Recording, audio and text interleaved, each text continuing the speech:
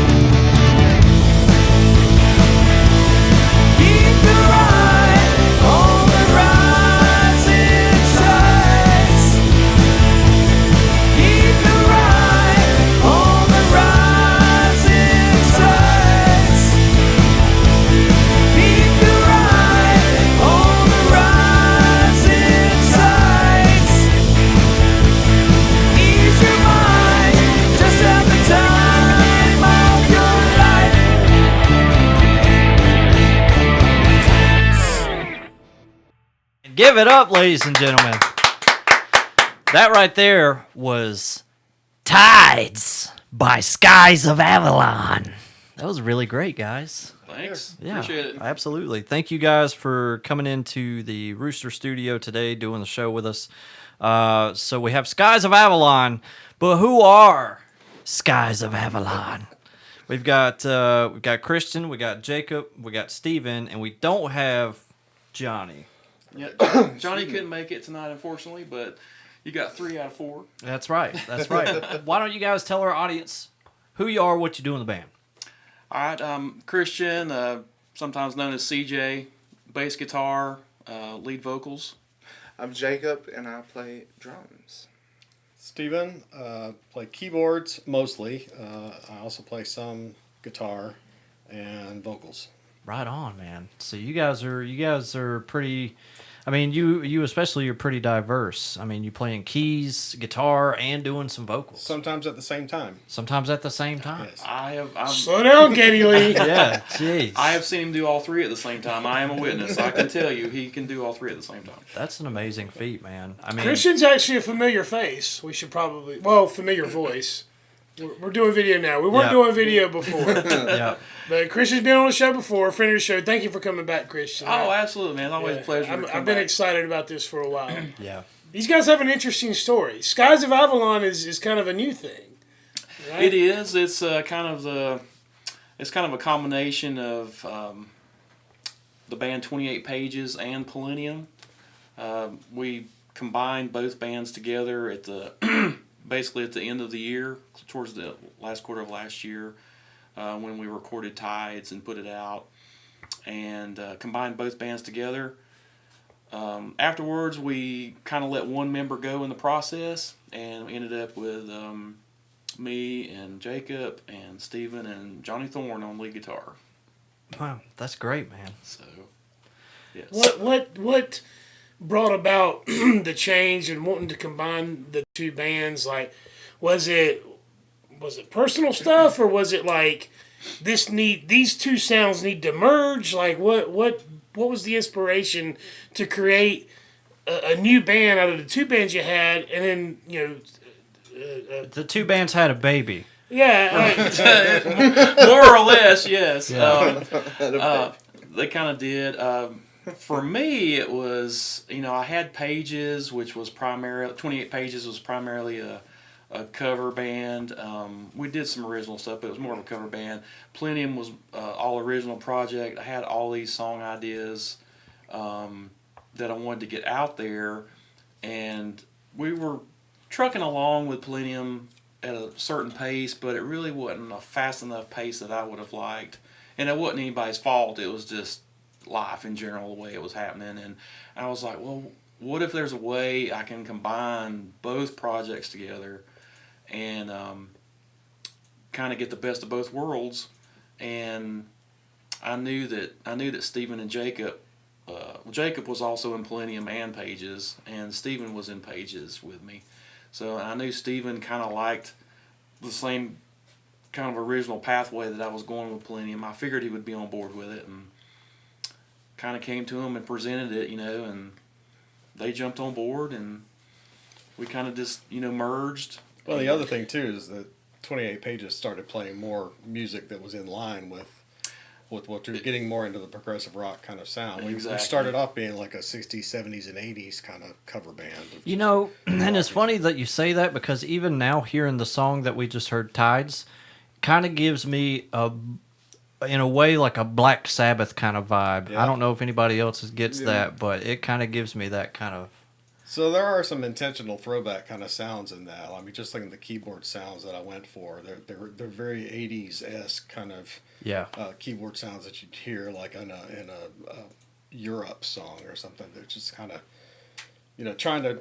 We like to take things and kind of like take all the different styles from all the generations and just kind of just slam them together and see what happens. So we've done some versions of some songs that, started off being like a 60s protest song. Yeah. And then it turned around and started sounding like Gimme Shelter? like a Hanson song. I mean, we just kind of just mashed all that stuff up. Yeah, dude.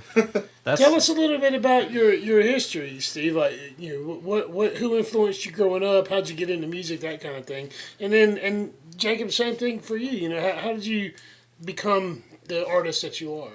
Yeah, I started. My family's always been musical. My dad is a organist. My mom played piano. My sister played piano, flute. I picked up the guitar about 8, I guess, and started doing piano lessons around the time I was 10, which I liked, but, classical piano is really boring for a 10-year-old boy. It's hard. It's kind of hard, and it's just, stylistically, I like hearing the more rockin' kind of songs anyway. When I was 12, I picked up the trumpet and actually played trumpet all the way through school. So I got my music education playing the trumpet mostly. Went to college. I went to Furman University and got a Bachelor of Arts in Music degree. While I was there, I kind of got back into playing piano and actually took some classical lessons there. I enjoyed it. But my main instrument was trumpet all that time.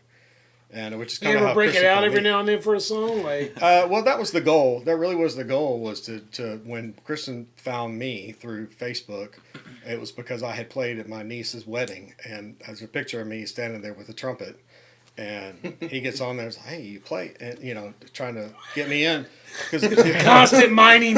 Yeah. So the recruiter. the first rehearsals we had, I had the trumpet with me and I had the keyboard with me, and kind of decided maybe the trumpet's not right for this group.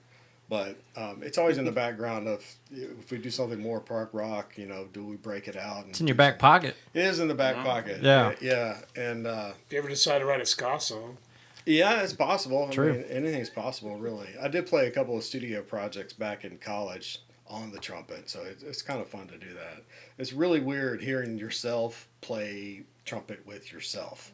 Like when you're layering trumpet parts on top and you go, okay, that sounds really weird playing all the parts myself. It's kind of fun. Would you say that you're a trumpet for hire? So if anybody does need some serious trumpet, Oh, that's what I was going to get to. So, my... You just happened upon this. Yeah. I'm not saying it's not possible, but my son and my daughter both played trumpet when they were going through school. oh, so you And- guys have a and- horn section. Well, no, they took my trumpet to do Oh, it. So I got to get it back first. nice. Jacob, what about you, man? Well, I started playing drums. Oh, good Lord. I think it was about 6. My dad was a drummer in church. He played around a lot, and he never. You're really, like the millionth drummer, or you're the millionth artist that started in church on this Yeah. show. Yeah. Almost Yeah. everyone that's been on the show started in church. I played in church a lot when I was older. We're in the but- Bible Belt. In the Bible Belt. Yeah, you're Yes, right. we are. That's right. Did you have the little part, the clear partition? No, we had in front of electric you? drums. Oh. Yeah, they were Fancy. that advanced at the time. Fancy. Was that I played Elevation at Church? I can't remember the name of the church. But I'm being sick. No, I got your joke though. It's like one of them gemstone churches. Yeah. Yeah. But my dad, anyway, he never really taught me to play, so I kind of learned, and I was in marching band too. Dude, that's messed up. Your Yeah, he's like, your I'm a dad's drummer. a talented drummer. And were you like, Daddy, teach me? And he was like, He's no. like, no. No, I never. Bring I my never, beer. I never asked for lessons because at the time I wanted to play sports, Okay. and it just didn't work out. I wasn't cut out for the sports. You wanted to or- rock, man. Yeah, and then when I got into playing and realized, okay, Did you get a couple shots swatted away, or like, oh, screw this? Yeah, oh yeah. It's funny because I actually hated marching band and doing band, but it kind of taught me how to play better on the drums in general. Yeah. So it's kind of funny how that works looking back. It's called education. Yeah. Well, nah, True, dude. man. Same thing, man. My band teacher in high school hated me. Yeah, same. Because I just wanted to jam on stuff, and they were like, "No, you got to hit these fucking trill. Exact, yeah. You got to do the. You got to read the music. I still don't know how to read music, and I wish that I could, but I can't. Well, that's what it taught me, is to be patient too, because I mean, there was sometimes I'd have to wait like 10 minutes to just hit a triangle. Who's the better drummer, John Bonham or Neil Peart? Oh Lord. Mm. I hate you. That's a tough Fighting words. I think. Bonham. Well, it's hard to compare because completely different music. Led Zeppelin has, in my opinion, some prog elements, but to me, John's more about groove, a feel. Neil is too, but he's more experimental to me. He uses you've got bongos. He uses different. He uses electronic drums. He uses John Bonham never really experimented like that. I know he had a tambourine at one point, I think. Well, John Bonham was the equivalent of a lead guitar player playing drums. Yeah. He could take over a song. Yeah. Whereas Neil Peart is a technician. Yeah, Yes. they're different. That's what I mean. They're different types. So, as far as talent goes, I think they're pretty equal, to be honest. Yeah, for I mean, sure. I can't pick one. So, how many lyrics did Bonham write? That's Lord, true. I Neil don't Peart know. was the lyricist too. But as far as drumming, coming up with parts, in my opinion, I would say Neil Peart. I thought he was more creative. I think on the that drums. Bonham paved the way for that double bass stuff on Good Times, Bad Times. Yeah, Agreed. Well, Yeah. he did Singlefoot, and everyone was. I remember watching a documentary of them, and everyone thought he used a double bass, but it was just one foot. Just And everyone kind of wanted to go, and then metal rock got heavier, and then bands used double bass, so then that was the cool thing. But Neil Peart used double bass. A lot of people don't know that. I actually got in an argument with someone. They're like, he didn't use double bass. I'm like, yes, he did. You can watch on the videos his little ballerina shoes, so I take it that Rush is a big inspiration for Skies of Avalon. Yeah, pretty much. Yeah. And what's funny is I used to hate Rush growing up. What? I did. I used Gas. Got some pearls over here. I couldn't How dare stand you. them. There's something about I think Geddy Lee's voice kind of turned me You off. have to get past the voice. Yeah, Yeah. and then I liked the drums, and I was like, okay. And then I had a friend who just showed me some of their non-popular stuff. Well, to me, it's not as popular as Tom Sawyer, but La Via and, Trees and stuff. And I was like, okay, that's different than the hits, closer to the heart and all that. I think it depends I still maintain. how you go into I it. still maintain "Spirit of the Radio" is one of the best rock songs ever written. Agreed. Oh, Yeah. yes. I actually want Best to drum quote that parts, song on the wall in the side of the rooster. I'm not going to give it away. You'll just see it when we get open. But there's a line in that song. I know which one you're talking about. Yes, you too. do. I know you do. Yes. Written on the studio wall. Hey, I know what you're talking about. Moving on. That's awesome. Well, But are you going to spell it correctly? Probably not. yeah. I'm from Exactly. Gastonia. Well, since we're giving out geographical stuff saying that you're from Gastonia, where is Skies of Avalon from? Well, I guess our home base is Hendersonville, North You Carolina. should have said Jupiter.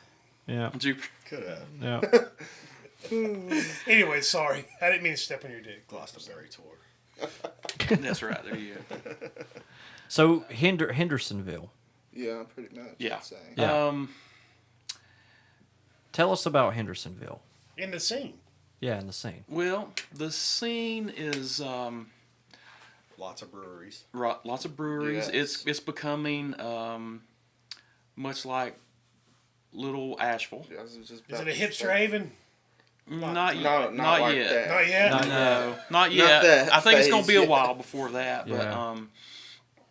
Brevard and Hendersonville are slowly starting to become, like Asheville, as far as those types of venues, being installed in the city and stuff. So, but it's taken a while for it to turn around like that. You still got your couple of, your regular bars, in town.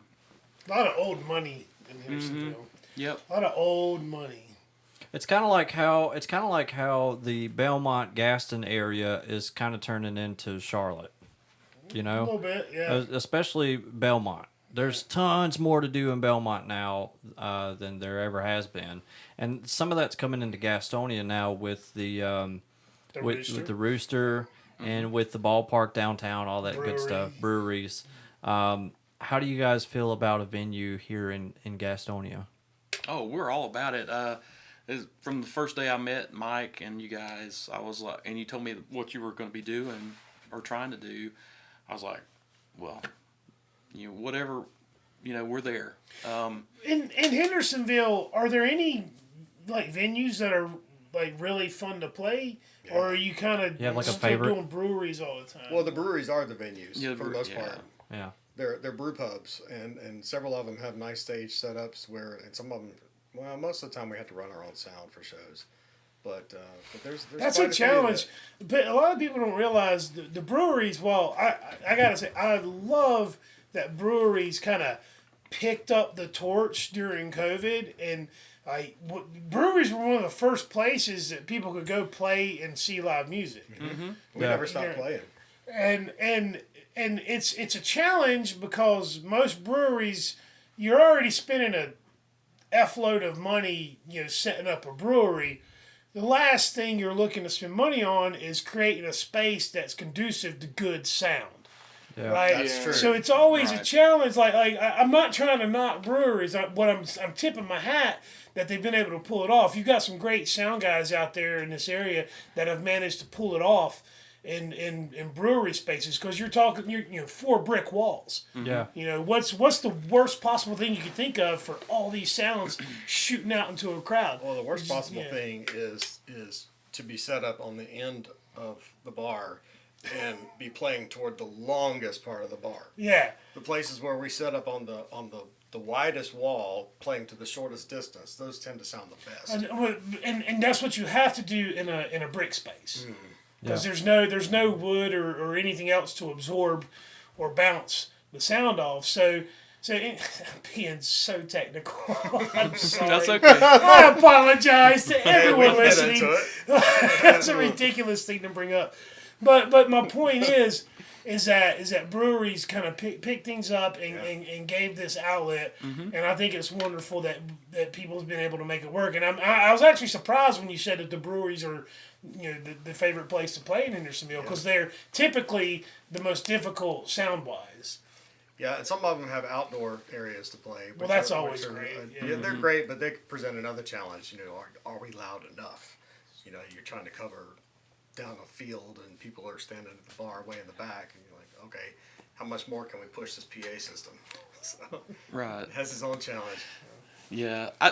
The scene has improved a lot in the Hendersonville area. I think over the years, there still hasn't been that one ultimate awesome venue that's surfaced yet, though. Maybe a few years down the road, we might get it. But we are very appreciative of all the breweries that we do get to play and the bars and stuff. We are trying to venture outside of that radius and play, out of town, out of state, as much as we can this coming year. We're not really scheduled to play out until April as Skies of Avalon, so that's going to kind of kick off, the live shows for us this year. It's going to be a renaissance this summer. I'm predicting it now. Let's go. You're right. People are so fucking sick of all this COVID stuff. Yeah. This summer, it's going to get wild. It's going to get wild. And we're hopefully going to be opening our doors for the wildness.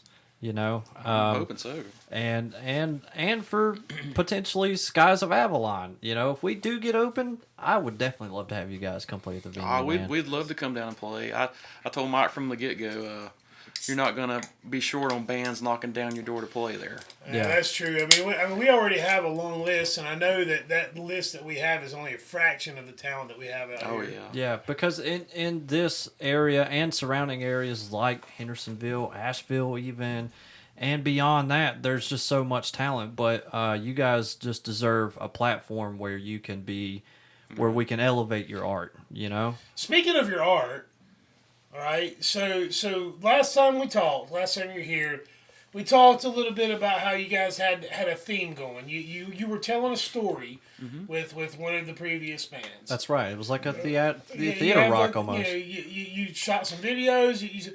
Is Skies of Avalon still picking up that torch? Are you going to continue to tell these stories? And if so, what story are we telling right now? We are picking up that torch and continuing with some of that material, or actually all of that material.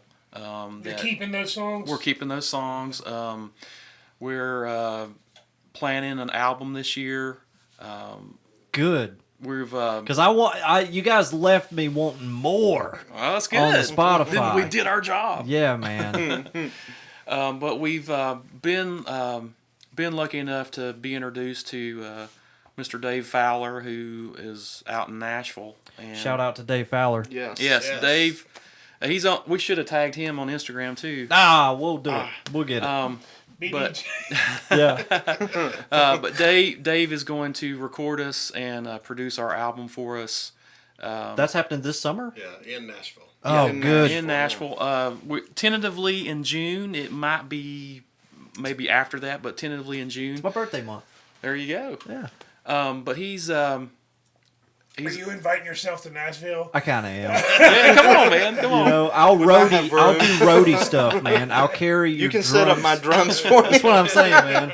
I'll be the drum goblin. Dave is related to Jacob, He's my actually. cousin. Oh, cool. Nice. But You probably shouldn't have said that on open air. Every band. every band now is going to be so like... we reach out to Jake and, hey man, can I get some studio time? We're trying to get in Nashville, bro. Trying to get to Nashville. Dave currently plays bass for the Artemis Pyle Band. And nice. they just had a big show a couple weeks ago at the ISIS Music Hall in Nashville. And so we're lucky to be with the opportunity to be working with him. And it's going to be an experience for all of us to go out there and do this. We've set aside like 3 days. Are you tight enough? Like, are you ready for that? No, we've just. Well, actually, we had planned to start woodshedding about 2 weeks ago. Woodshedding the songs. We have 9 songs picked out for the album. One of them being a pretty famous cover song that we got the rights to. Not gonna mention. That we won't mention. I'll tell you I'll tell you off camera, but it's a surprise for our fans who have heard us play it. Yeah. I think they'll really like it. Yeah. Is it Spirit of the Radio? That's on the next album. That's on the part 2, man. But this album is going to have something on it for everyone, I think.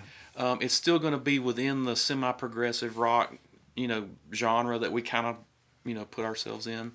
But I think every song on there is going to have something for everybody on it. And that's what's most important to me, and I think the guys too, especially with a debut album, because you really want to, have such a broad audience, to grab that first time out.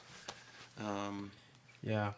So we're looking forward to that, and I don't know if you guys have anything to add on that, or we have a GoFundMe to fund the album. Tell them. Yeah. Yeah, it's a GoFundMe. It's if you go to our Facebook page, which is at Skies of Avalon Official, you'll find us on Facebook. The GoFundMe link is actually pinned to the top of our page, and folks can do a minimum $15 donation, and they're going to get a free copy of the CD and some swag. And we're just and the more you donate, it's possible you might get more stuff from us. Hey, definitely do that. Yeah, exactly. So we can't do it. We can't do this alone. So we're hoping that we can draw some fans in early before we get the album process going. To invest in that. You got to get in on this, guys. You know? I mean, give these guys some fuel money to get to Show them some love. Nashville. Show them some love, man. If you donate enough, you can be my drum tech. Yeah, there you go. Jacob, Jacob's drum Throw tech. something in there. Good grief, man! I'd do that. But would. I've never ventured into something like this before in a project. But we talked about it, and the music's that good. It means that much to you. It's worth the effort. Exactly. And that's what I love to hear. Yeah. You know what I'm saying? Cody and I and Josh, we've been working our asses off trying to get this place open.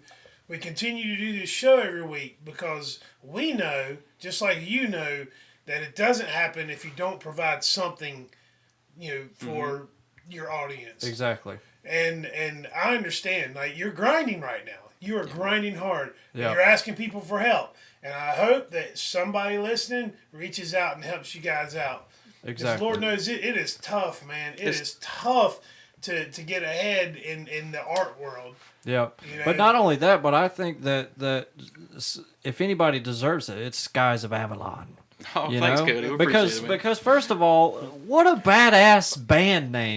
Did we mention that yet? Skies of Avalon. It makes Can we talk about that? Can we just take you on the road with us? And you can just introduce us every night. Skies of Avalon. Skies of Avalon. Ladies and gentlemen, welcome Skies of Avalon. Can we talk about the name a little bit though? Like, sure. Like give us the download on the inspiration behind the name. Definitely medieval something. Yeah. Well, bringing in some of that material from Millennium that Skies of Avalon has now adopted, of the fantasy-based storytelling over multiple songs. So is Avalon a fictitious place, or are you referencing? Tell me what. Where Skies of Avalon came from. No way you guys drew that from a hat. What? No. Well, it's one of our songs too. Yeah, it is actually one of the Millennium songs that we picked up. And I can go ahead and tell you that Skies of Avalon will be on the album. But what's that? The song. The song, yes. You're hiring stand-ins to record the music. Yeah. Not the song, but the stand-in band. Cody's gonna play all the parts. Steve's playing trumpet. That's it. Yep. That's right, dude. So to be clear, there's a distinction. Song, band. Yes. Is it going to be the name of the album too? It has to be, right? It has to be. Yeah. The album will be self-titled, yes. Yeah, it has to be. Yeah. It's the name of the band. It's the name of the song. You have to name it Skies of Avalon. Yeah. Like, And if it's you just didn't, I'd be like, dude, I would tell you right now. It's a bad Yeah. Well, it's funny. Like, I've followed a lot of bands over the years, and some bands go with their first album self-titled, and then some bands they just wait till like 5 or 6 albums in, and then they do a self-titled album. Some bands do it twice. I'm talking to you, Kill Switch Engage. Yeah. Oh, okay. Yeah, There you go. yeah. Yeah. That's true. Kill Switch Engage, Kill Switch Engage. The Dream Theater didn't do it till like what 10 albums in. Yeah. I don't know. Oh, Guess man. it's time. Yeah. Yeah, right. Yeah. But you guys want to jump in on that about the name? Pontificate on the name. Yeah. We had how many names did we have when we were Oh deciding? my gosh, at least 8. What was the worst Degree. idea? Yeah, I got it here. I don't know the worst. The worst idea? Oh, Lord.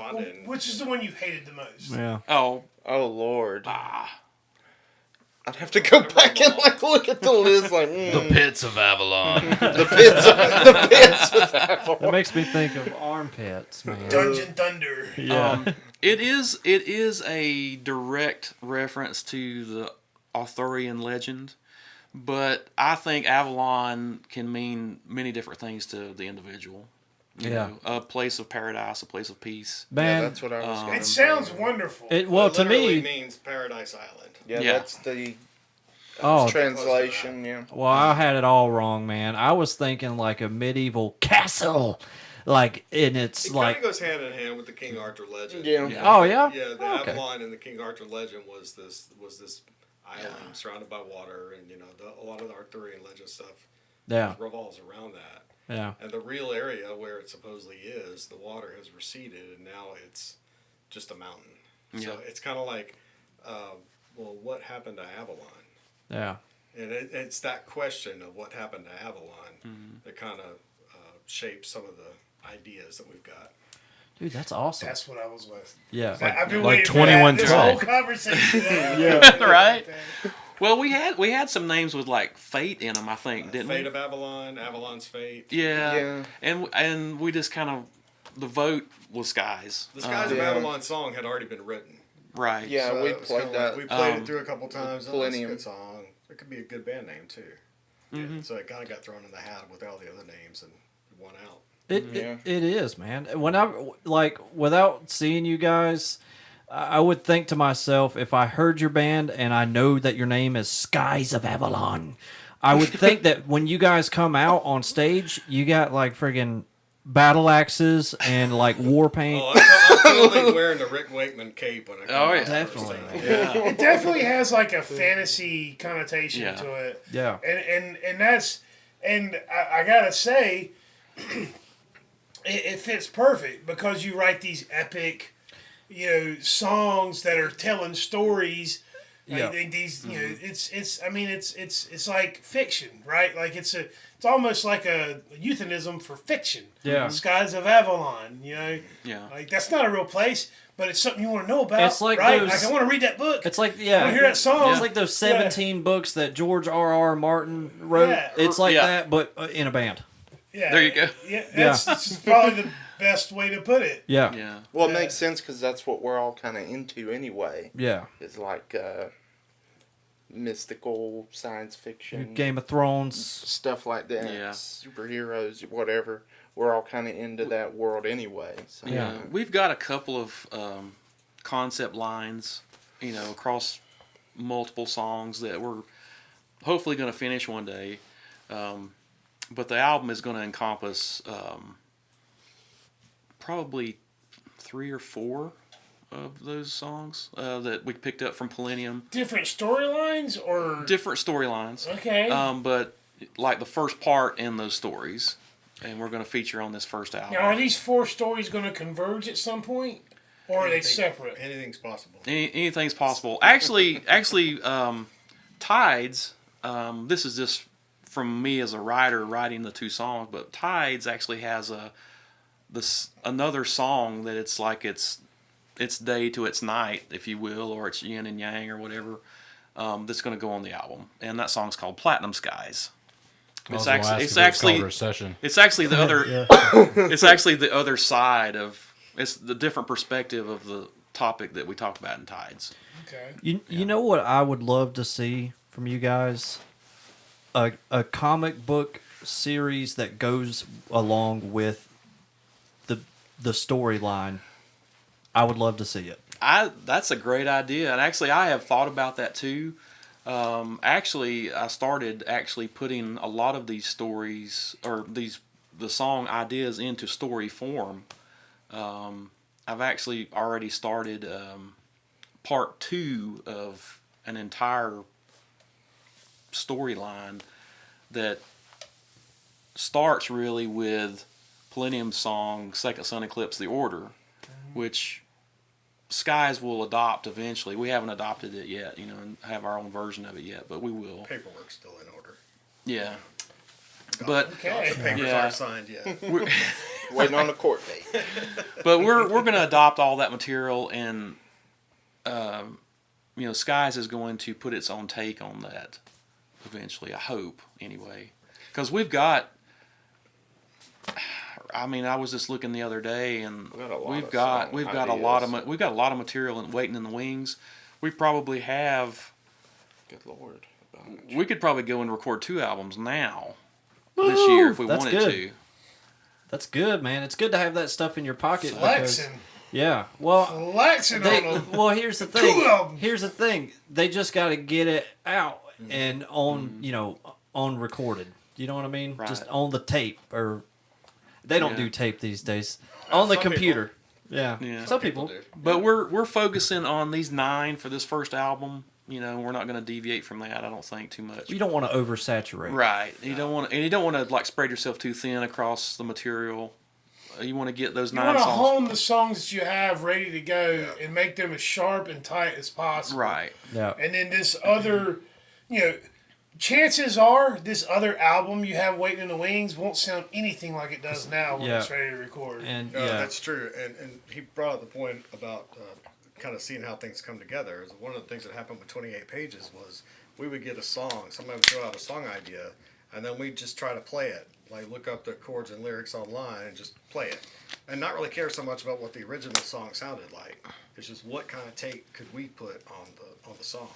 And we had several songs that kind of came out. They ended up being more almost hard rock, progressive rock sounding, even though they didn't start off, the original didn't start off that way. So it really getting everybody together and then playing through this stuff and then kind of seeing where it goes. Yeah. We may change something in there by accident and we decide to keep it. Now, you said that Skies is going to do one cover on the album. When you do live shows, do you just play that one cover, or are there other songs that you like to play? Well, with 28 pages, it was mostly covers. Right. But with Skies, we haven't really figured out how much we're going to keep covering and how What's much your we're favorite covering. song to cover? That's the question I should have started My with. favorite song to cover. Oh my gosh. Out of all the stuff I we know my already answer. do, I was saying, while he's Yeah, thinking, what's yeah. your favorite song to Comfortably cover? Numb. Yeah. Yeah. That's a good one. I'm biased. Love some Either fun. that or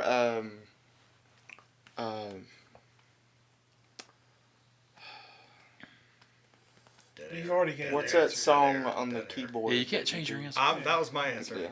That was Is that the yeah, one? Yeah. That's what I was thinking too. This is gonna divide a bunch of people, but REO Speedwagons roll with the changes. Yeah, love some That's a Mario good- Speedwagon. That's a good song. Yes, too. that's what I'm listening to when this is over. Yeah. So glad you said that. Love that is a fun one. Speedwagon. Christian, what's your... That is a what's your fun one to favorite play song? too. Yeah. Well, I've become quite fond of Bridge by Queensryche.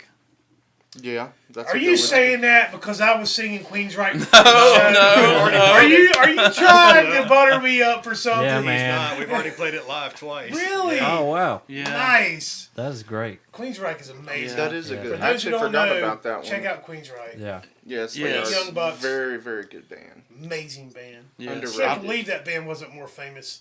Oh, I know. Very underrated. Yeah. You know, the first time I saw them open for Def Leppard in Charlotte, and I was like, It's an odd combination. It is. That's a very odd well, combination. I didn't know who they were, and I was like, who the hell are these guys? They suck. You know? I would have left. And then, I would have left after Queensryche if I saw them. I love Def Leppard, but they're so good. but then later, I got the Operation Mindcrime album was loaned to me, and I listened to it, and I was like, oh man, The this one is that wrote you in, man. this is awesome. Yeah. Yeah, Bridge is. I forgot about Bridge. That is a good song too. Yeah, and Mindcrime and probably Metropolis Scenes from Memory, Dream Theater. Those are my two favorite concept albums, I think. Hands down. Do you think that Skies would do a concept album? They are. Yeah. Well, Sounds like they are. Well, we kind of are. Sounds I like guess you're doing like 4 concepts in one. Yeah. we're You doing have it. so much music to write. Yeah. You have so much work to do, Christian. I know, and it's going to be a long road, but these guys, I think we can do it. They're dependable and they're loyal, and I think they want to get it done. And That wasn't a shot, was it? no, absolutely not. I would. I mean, He these. just called us puppies. No, I mean a shot at someone else. I'm stirring up the pot. No, I no, should no, stop. We should wrap it up. No, it's not. No. But yeah, we're excited about it for sure, and getting out there and starting to work with a lot of regional bands and other local bands that I've made friends with, contacts with. Have you found some love in the local and regional scene? Mm-hmm. Yeah. Oh yeah, definitely. You want to shout anybody out? Oh Oh my gosh. Andrew Thelson for sure. yeah, Andrew Thelston Band up in our same area. Yes. Shout out. If you need to, if you want to go see a good band, go check They're him out. very Especially good. his Led Zeppelin tribute that he does. I'm wearing a Led Zepp shirt today. Yeah, they are. They played the other night. He's a great guy, and one of the last Palladium shows we played, we shared the stage with him, and it was a lot of fun. Right on. But yeah, Skies would definitely play with his band again for sure. I don't think it is someone else. There's a band from your area called Nova Omega, and I met their lead singer. Nestor. Yeah. Yeah. I met Nestor at the Yeah. Carolina Headbangers Ball last Yeah, you summer. told me about that. Yeah, Nestor. Shout out to Nestor, man. You are Yeah. the man, dude. I can't wait to see you again. Those guys are awesome too. Yeah, they were fantastic. yeah. He He gave actually- me their EP, and I fucking love it, man. It's so good. He actually sent me my birthday was last month. He actually sent me a happy birthday message on Facebook, and I was like, whoa, cool, man, thanks. Well, I really want to get him on the show. I'm talking to you, Nestor. I want to get them guys on the show because Nestor and we had we had the Carolina Headbangers Yeah. on here a few Yeah. weeks ago, and AJ. and we all share this same love for the local music scene and hard rock and heavy metal. And I was talking to Nestor at the show, and we just had just a great conversation about the scene and stuff. And I really want to get on the show, but he's from your neck of the woods, Yep. and they're doing their thing, and it might be an opportunity there to do a show together. I mean, you guys aren't that different. Oh, I'd love for us to do a show with Nova Omega. That would be a great combo. Mm-hmm. I mean, because they're kind of conceptual too. Yeah. They're a little heavier. You guys are more progressive. They're more heavy, but you both have the same approach to music. You just have different sounds. Yeah. Oh, it could work, definitely. For sure. And there's probably a couple other bands down Charlotte Way and middle part of North Carolina. We could probably, I don't remember any names off the top of my head, but there's a lot of bands out there that we could and want to network with. Would you say even there's some bands out there that you'd want to collaborate with? That's a good question. That's a good question. That is a good question. Maybe ask me again after we get this album out. Okay. Yeah, that'll be easier. But than yeah, the- that's definitely a possibility. Yeah. That's That definitely is a a good possibility. Yeah, that'd be a lot of fun, actually. Awesome. Yeah, for sure. Well, so let our audience know where to find more Skies of Avalon. We're on Facebook. It's at Skies of Avalon Official. And on Instagram, the same thing, at Skies of Avalon Official. This is our band shirt, by the way. Yeah. You can see that. We're also on Twitter. I think it's at Skies Avalon. And we're also on Bandcamp. Just look us up on there. That's where you can find Tides. And Tides is also available on all major digital platforms on the planet. Spotify, iTunes, Amazon, Pandora, you name it, it's on there. And the new album will be as well. It'll be distributed, worldwide. So, and we'll have hard copies of it for sale at shows as well. All right. Any words of wisdom to leave our audience with, fellas? Rock on. Yeah. Rock on and get ready for Skies. We're coming. That's right.